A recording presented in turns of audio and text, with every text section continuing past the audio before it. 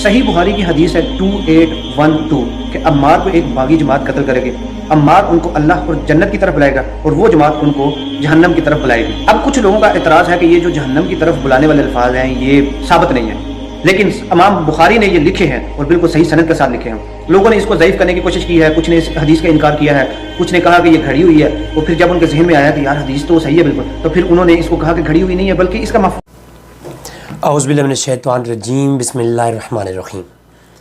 आज की वीडियो एक प्यारे भाई हैं हम्माद चीमा साहब, जो कि मिर्ज़ा इंजीनियर के बहुत बड़े एक फॉलोअर्स में से हैं। उनकी तकलीद में माशाल्लाह काफ़ी इत्मीनान रखते हैं। मेरी फ़नी तौर पर कई गुफ्तगू आ चुकी हैं कि किसी शख्स, किसी आलिम दीन, अगर वो बड़े बड़े अइम्मा बुज़ुर्गान दीन में से भी हो तो उसकी रिसर्च अरफ़ आखिर नहीं होगी। दीन के मामले में किसी मसले में रिसर्च करना, वो किसी एक बड़े से बड़े इमाम का कौल भी हरफ़ आखिर नहीं होगा दीन के अंदर। इसलिए मैं बड़ी वज़ाहत के साथ गुफ्तगू कर चुका हूँ, बल्कि कई अहले सुन्नत वल जमाअत बुज़ुर्गान दीन ने मेरी उस वीडियोज़ के ऊपर तनकीद भी की है, जबकि मैं आप लोगों को सिर्फ वज़ाहत के तौर पर ये कहा था कि किसी शख्स की तहक़ीक़ उस मसले पर हरफ़ आखिर नहीं होगी।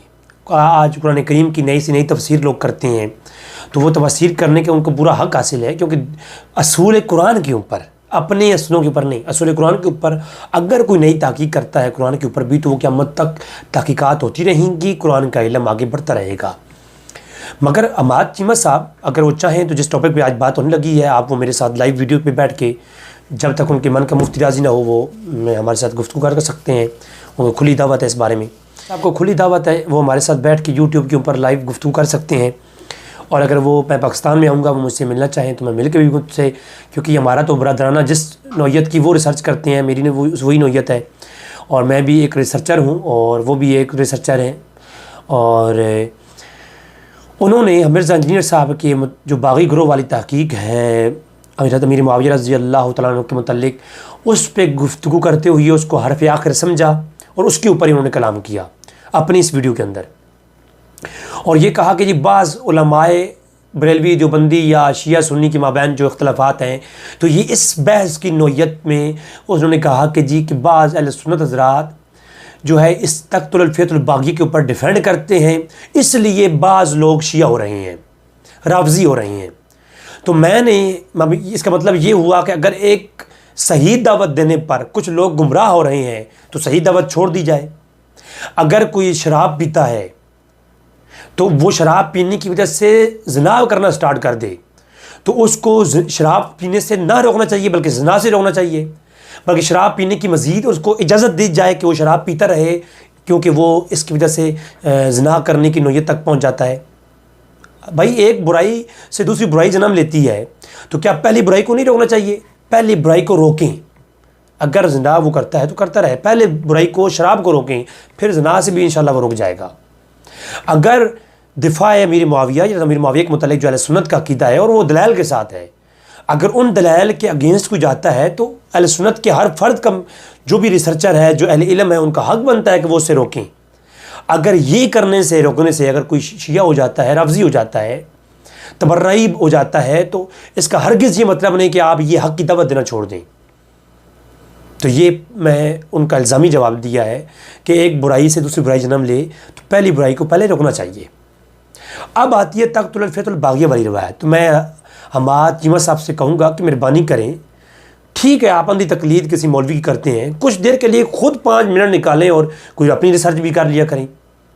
जो कोई किसी ने बता दी, जो किसी ने बता दिया, बस आँखें बंद कर ली और वही मान लिया, ऐसे तो कोई तरीका नहीं है ना। आप माशाल्लाह अहले इल्म हैं, आप पढ़े लिखे हैं, आप नौजवान हैं, आपको किसी चीज़ की कमी नहीं है, मोबाइल आपके हाथ में है, आप रिसर्च कर सकते हैं ईज़ीली। तो आप मकतबा शामिला पे ही जा कर के अगर इसको ये लफ्ज़ लिख लेते तो आपको 150+ रिज़ल्ट मिलते, और आप उनको ही पढ़ लेते तो आपको तो अहले सुन्नत कहलवाते हैं आप, आपको मसले कोई ना होता। तो सबसे पहली बात ये है कि मेरा 1 साल कबल, 1.5 साल कबल की तहक़ीक़ इसमें मौजूद है कि तक़्तुल फ़ितुल बागिया को किसने कहा है, किसके मतन में इख्तिलाफ़ नहीं है। बरेलवी देवबंदी शिया सुन्नी को साइड में कर दें, पहले अइम्मा, वो अइम्मा जो इमाम बुखारी की भी उस्ताद हैं, उनकी तरफ चलें। ये जो इमाम बुखारी के शागिर्दों के शागिर्द हैं, उनकी तरफ चलें।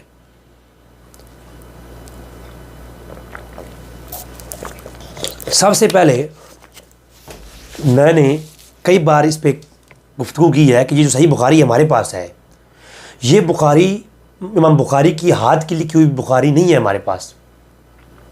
इमाम बुखारी की अपनी किलकलमी नुस्खा जो अपने हाथ से लिखा था वो इसकेनाद में है ही नहीं। ये तो इमाम बुखारी जब बुखारी पढ़ते थे, क़िराअत करते थे बुखारी की, तो उनके सामने जो शागिर्द थे वो लिखा करते थे जो हज़ारों की तादाद में थे। उनमें से बाज़ के नुस्खे महफूज हुए और उनके बाज़ के नुस्खों के माबैन इख्तलाफ रहा है। सही बुखारी के आज भी दुनिया में जो कलमी नुस्खे मौजूद हैं उनके मतून में इख्तलाफ है। वो तो इंशाअल्लाह अगर चिमर साहब हमारे साथ बैठेंगे तो हम उनके साथ इस पर बहस करेंगे कि बड़े बड़े उलमा ने किताबों में लिखा कि बुखारी के फ़लाँ के नुस्खे में फ़लाँ के नुस्खे में ये इख्तलाफ है और फ़लाँ के नुस्खे में फ़लाँ के नुस्खे में ये इख्तलाफ है। तो बुखारी के मतून के अंदर शदीद इख्तलाफ उलमा के यहाँ पाया जाता है, क्योंकि बुखारी की लिखने वाले बुखारी के 4-5 शागिर्द हैं जिन्होंने बुखारी की मोतबर लिखी और वो सन 400 हिजरी 800 हिजरी तक के वो नुस्खे इकट्ठे रहे हैं। वो हमारी बहस पहली मैंने आज से 1 साल कबल कर रखी है। उसके बाद भी कई उलमा ने इस पर काफ़ी तहकीकात की हैं माशाल्लाह से।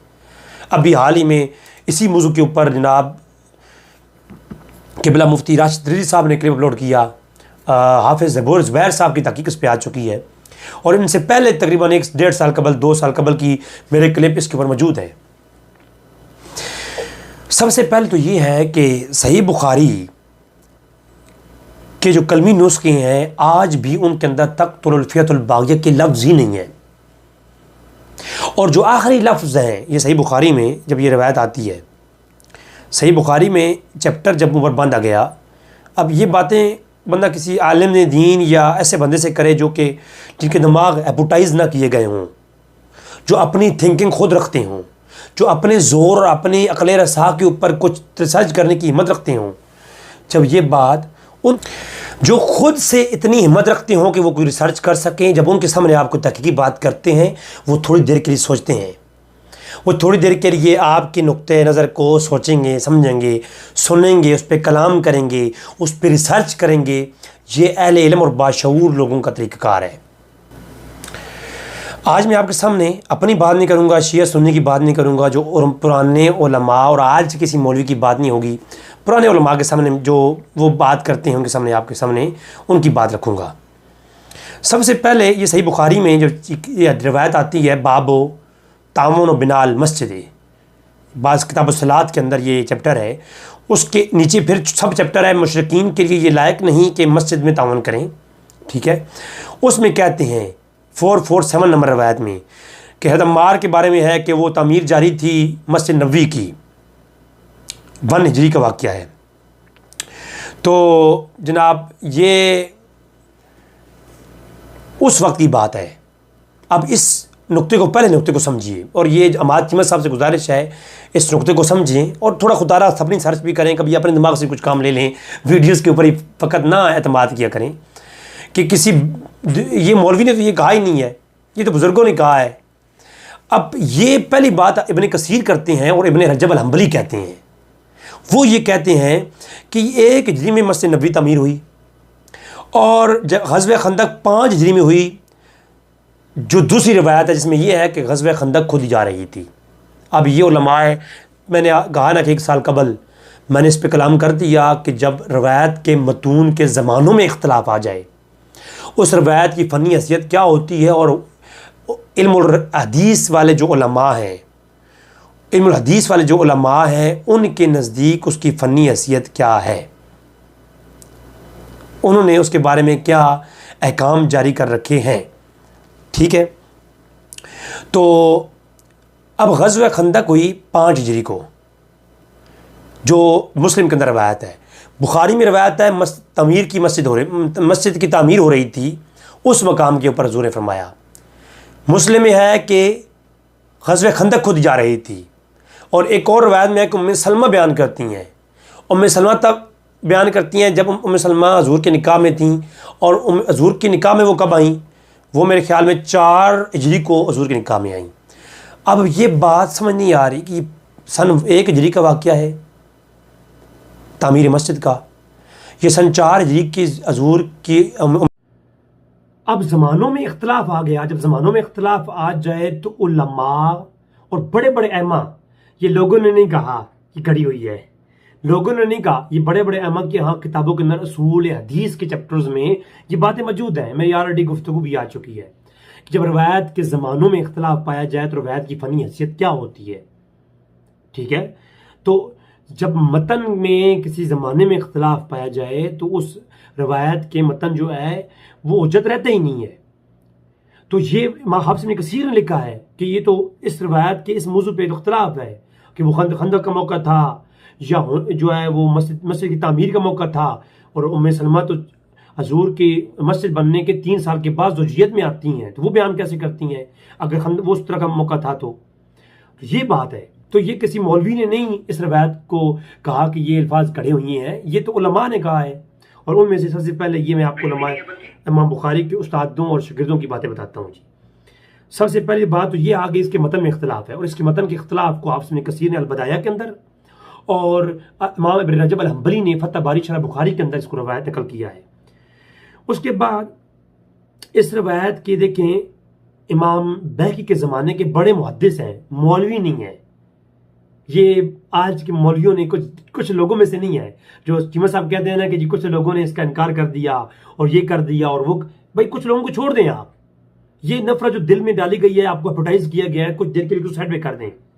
ये मौलवियों, ये जाकिरों की बहस को छोड़ दें आप।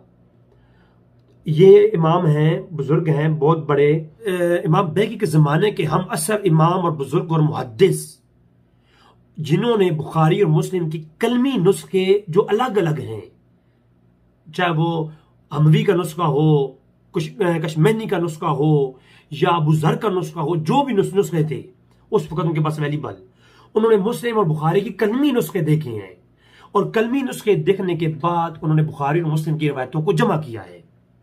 इमाम बैकी के ज़माने के इमाम 488 हिजरी 488 हिजरी सन वफ़ात है आपका, और वो ये कहते हैं अपनी किताब जमा बैन सहीहैन बुखारी और मुस्लिम के अंदर इस रवायत को लिखने के बाद कहते हैं, काला अबू मसूद अद-दिमिश्की मिन किताबी लम यज़्कुर बुखारी हाजा रवायतुन, कि ये जो रवायत के लफ्ज़ हैं उसके ऊपर काफ़ी तवील कलाम किया है मैंने स्कैन, और ये मैंने अपनी sunnipak.com वेबसाइट के ऊपर ही मैंने तहरीर लिख दी है स्कैन के साथ, और ये मैंने सारे स्कैन इसमें लगा के मैंने sunnipak.com के ऊपर ये पूरी तहरीर बना के रख दी है जो साल कबल की है, और मेरे इस पे कई तफसीली गुफ्तगू आ चुकी हैं। आज चीमा साहब के लिए फ़कत ये इशारा करूँगा।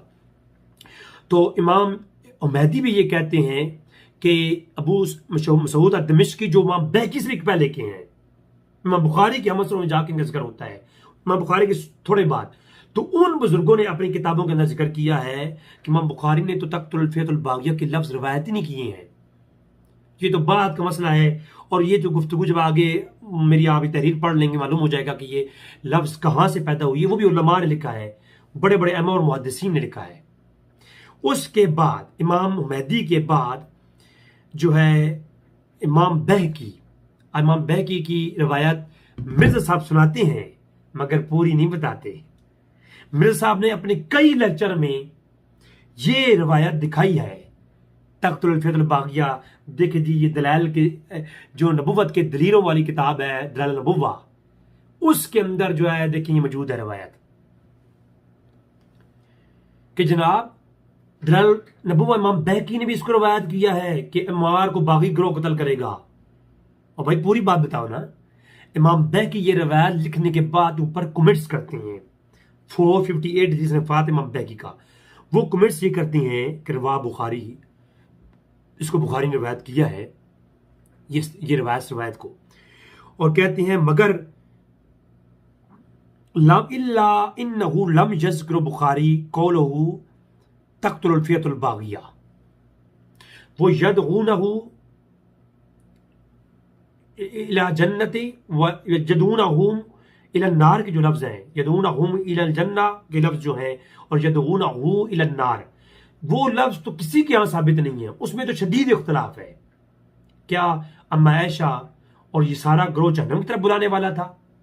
तो जहन्नम की तरफ बुलाने वाला ग्रोह तो जहन्नमी है, और जहन्नमियों के हाथों पर बैठ करने वाले जन्नती होंगे। वो तो चीमा साहब अगर 2 मिनट के लिए हमारे साथ बैठ जाए तो 4 बातें हम भाइयों की तरह डिस्कस करेंगे ना। मैं लड़ाई झगड़ा तो नहीं करने वाला शख्स ही नहीं हूं मैं, लड़ाई झगड़ करने वाला।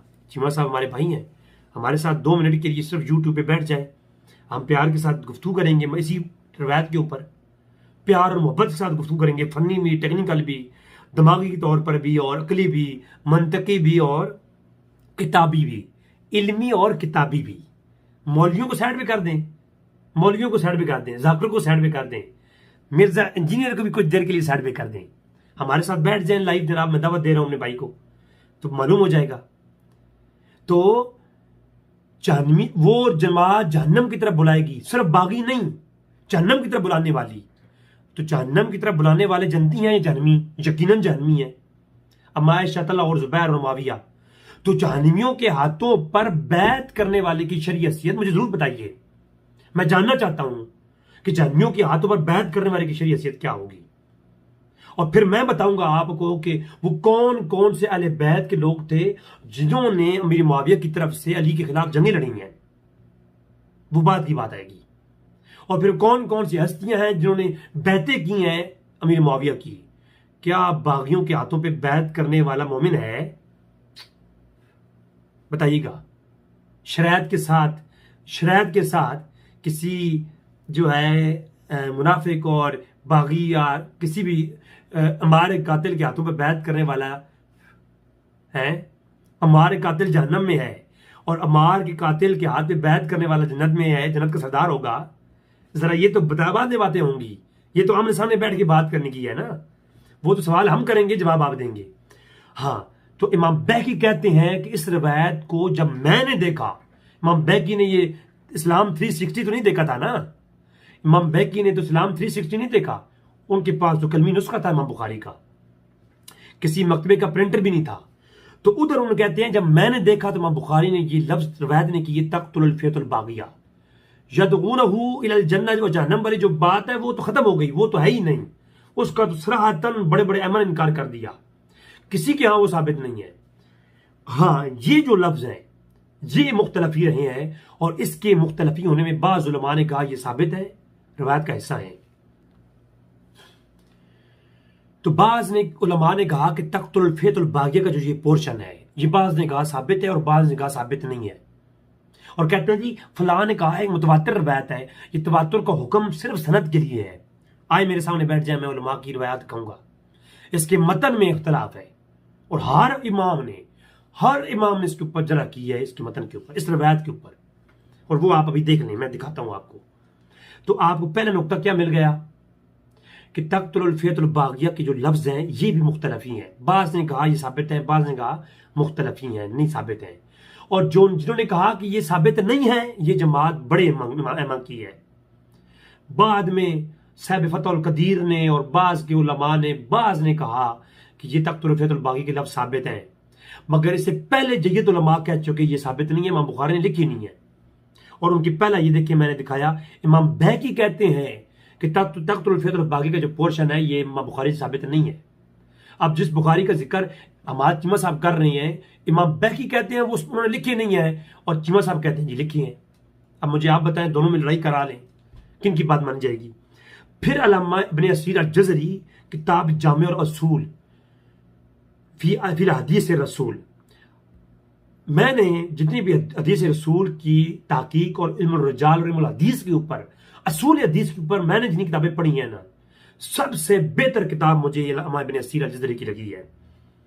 उन्होंने अपनी इस रवायत की जो लिख करके एक नहीं दर्जनों अकवाल और दर्जनों दलाइल इकट्ठे करके बताए कि फलां फलां ने कहा, फलां फलां ने कहा, और कहते हैं कि अबुल आला संजी का इमाम हरवी का नुस्खा, जो इमाम बुखारी के शागिर्द हैं, हमवी का नुस्खा और दीगर अबू ज़र के नुस्खे हमने देखे। और कहा कि इब्न असीर कहते हैं कि मैंने सफर किया और एक शख्स से मिला, अबुल अव्वल संजी था उसका नाम। तो जब मैं उससे मिला तो अबुल अव्वल संजी का नुस्खा जब था, कलमी नुस्खा था वो, मैंने उसको देखा, उसके अंदर एक शख्स का हाशिया था, उस हाशी में तक़्तुल फ़ियतुल बागिया के लफ्ज थे। इसके अलावा मैंने कितने नुस्खे देखे हैं जिन किसी मतन में भी तक़्तुल फ़ियतुल बागिया के लफ्ज ही नहीं है।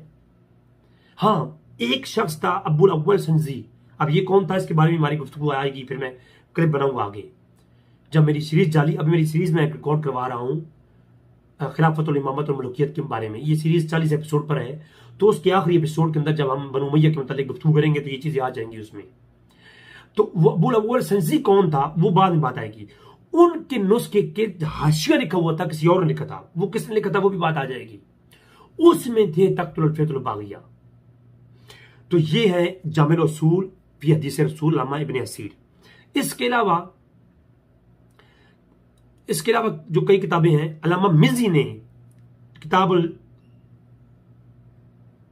इशराफ के अंदर लिखा कि इमाम बुखारी मिज़ी की अंसाबुल इशराफ, वो कहते हैं ये तख्तुल फतुल बागी के लफ्ज नहीं लिखे इमाम बुखारी ने। चीमा साहब, हमाद चीमा साहब, आप और हमारी क्या हैसियत है? देखिए ना, ये दीन का मसला है। वो अहमद जिन्होंने इमाम मिज़ी ने किताबें लिखी हैं इसमा और जाल और रवायत के मौजू पर, इल्म और रवायत के मौजू पर, तो उनको नहीं पता था फिर मिर्ज़ा साहब की क्या हैसियत है। फिर इसके अलावा फतह बारी शरह बुखारी जो इमाम इब्न रजब अल हंबली की है, हंबलियों के यहाँ से बड़ा इमाम कोई नहीं है, इन किताबें आप पढ़ के देखिए।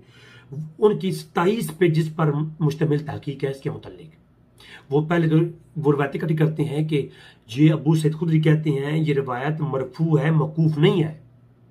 ये लफ्ज लिखे हैं कि हाजा हदीसुन मरफून इला आयशते बेसनादिन दईफिन। फिर इसके अलावा आगे कई जो है वो कहते हैं कि सही बुखारी ज़ियादतुल फी हाज़िल हदीस हिया तख्तुल फतुल बागिया। तो इमाम इब्न रजब अल हंबली ने शदीद रद्द किया इसका। आप कहते हैं जी मौलवियों ने किया, वो मौलवियों को छोड़िए, आप मिर्ज़ा इंजीनियर साहब की क्या हैसियत या आपकी और मेरी क्या हैसियत। देखिए इमाम इब्न रजब हंबली की आप बात देखिए। फिर आप देखिए किताबुल सुन्ना, इमाम अहमद बिन हंबल के बेटों की तस्दीक जो है ना, वो अकवाल और उनकी शागिर्दों की किताबें अस-सुन्ना, वो कहते हैं कि तख्तुल फतुल बागिया वाली 28 रवायतें हैं। कितनी? 28। एक भी सही नहीं है, एक भी रवायत सही नहीं है किताबुल सुन्ना के अंदर। ये वही इमाम अहमद बिन हंबल का कौल जो फतह बारी के अंदर आ जाए कि मुआविया की शान में एक रवायत नहीं। लफ्ज़ मौजूद है किताबुल सुन्ना के अंदर कि समानियतुल अशरूना हदीसन लैसा फीहा हदीसुन सही। यही अहमद बिन हंबल का कौल, इमाम अहमद बिन हंबल का कौल अगर फतह बारी शरह सही बुखारी में आ जाए कि मुआविया की शान में एक रवायत नहीं है, तो आप लोग मान लेते हैं आंखें बंद करके।